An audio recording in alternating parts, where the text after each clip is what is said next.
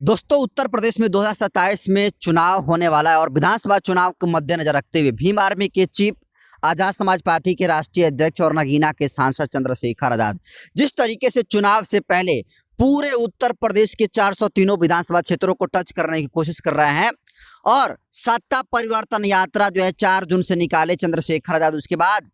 वो बिजनौर से शुरू हुआ यात्रा, उसके बाद शामली, उसके बाद मेरठ पहुंचता है और ये 3 दिनों की यात्रा में जिस तरीके से सत्ता परिवर्तन यात्रा में लोगों का हुजूम उमड़ा, एक बात तो ये तय था कि जिस तरीके से चंद्रशेखर आजाद के सत्ता परिवर्तन में तमाम लोगों की संख्या देखी जा रही थी, तमाम लोग जो सत्ता में बदलाव खोज रहे थे। और अब देखिए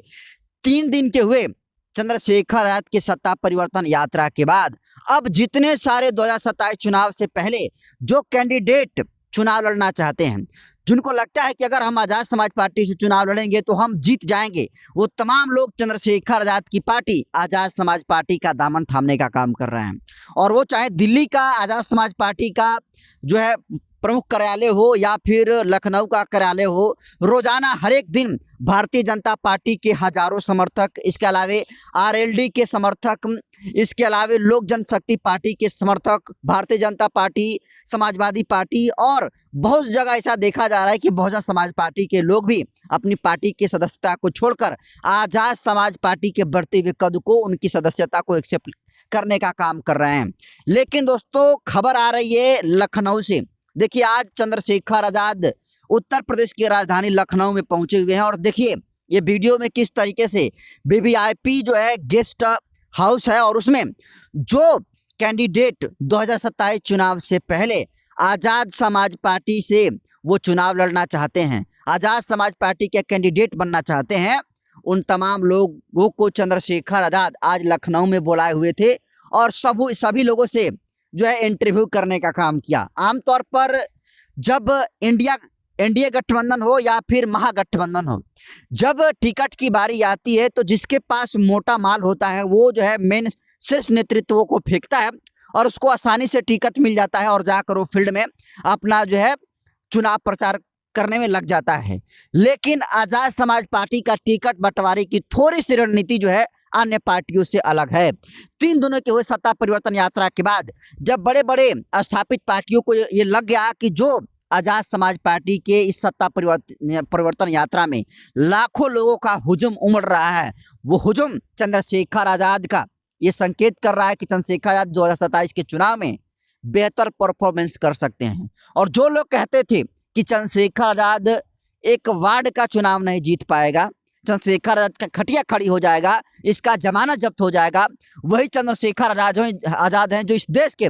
सबसे बड़े जो है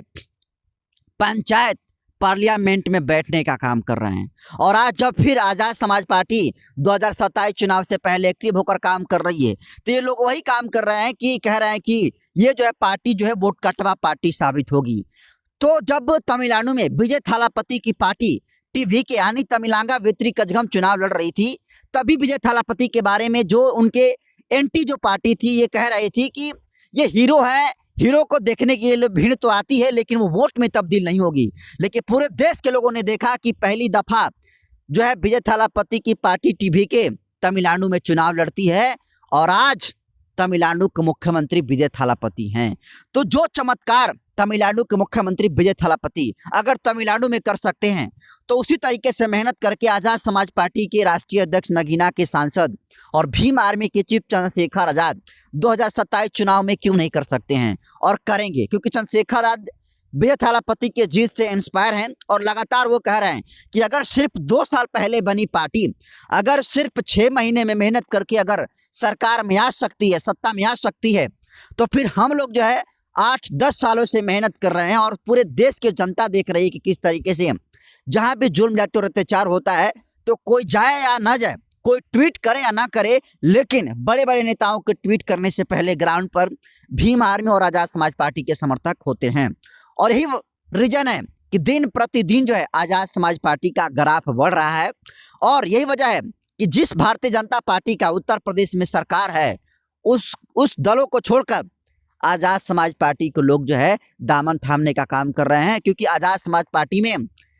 भविष्य इनको दिख रहा है कि क्योंकि जिस तरीके से सामाजिक कद हो या फिर राजनीतिक कद हो। जिस तरीके से चंद्रशेखर आजाद का क्रेज बढ़ता जा रहा है, चंद्रशेखर आजाद के बढ़ते हुए राजनीतिक और सामाजिक कद को नजरअंदाज नहीं किया जा सकता है। हो सकता है कि चंद्रशेखर आजाद के राजनीति करने के तरीके से आप जो है सहमत असहमत हो सकते हैं, और असहमति होनी ही चाहिए।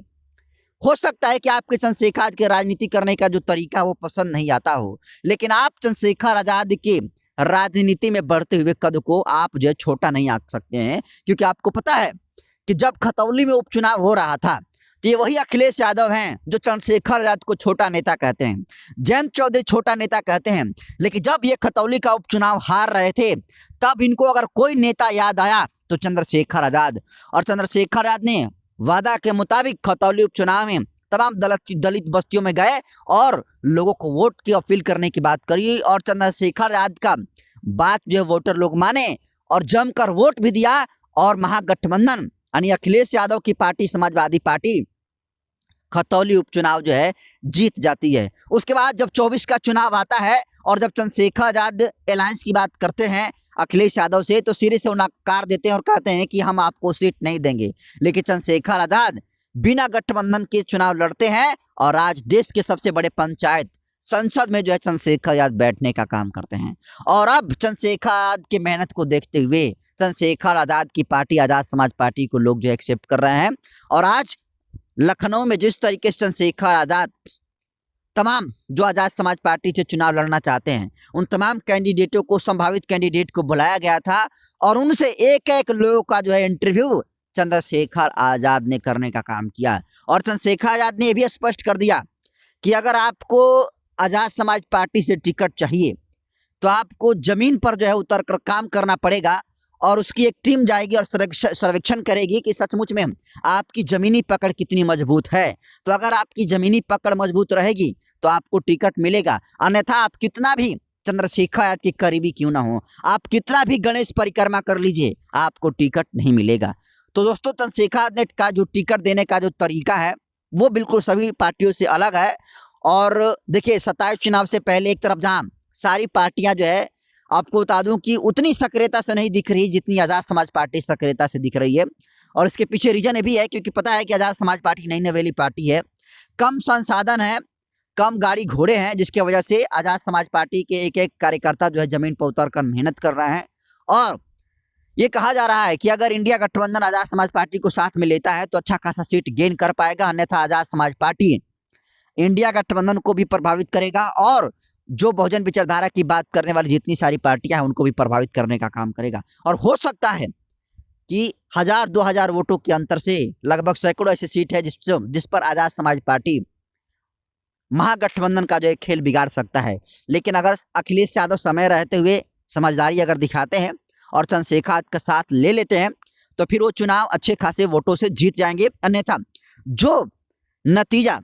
2025 के बिहार विधानसभा के चुनाव में महागठबंधन का बिहार में हुआ था, तेजस्वी यादव और राहुल गांधी का हुआ था, वही सेम रिजल्ट अगर समझदारी अखिलेश यादव नहीं दिखाते हैं तो उत्तर प्रदेश में देखने को मिलेगा। फिलहाल आजाद समाज पार्टी के चीफ चंद्रशेखर आजाद जिस तरीके से आज जो संभावित कैंडिडेट हैं उनको आज लखनऊ में इंटरव्यू करने के लिए बुलाया गया, इसको आप कैसे देखते हैं? आपको क्या लगता है 2027 चुनाव से पहले जो सक्रियता, जो काम ग्राउंड पर आजाद समाज पार्टी का देखने को मिल रहा है, आपको क्या लगता है आजाद समाज पार्टी कितने सीट गेन कर पाएगी? आप कमेंट करिए और इस वीडियो को जमकर शेयर करिए, पहुंचाइए देश भर में बहुजनों के पास। बहुत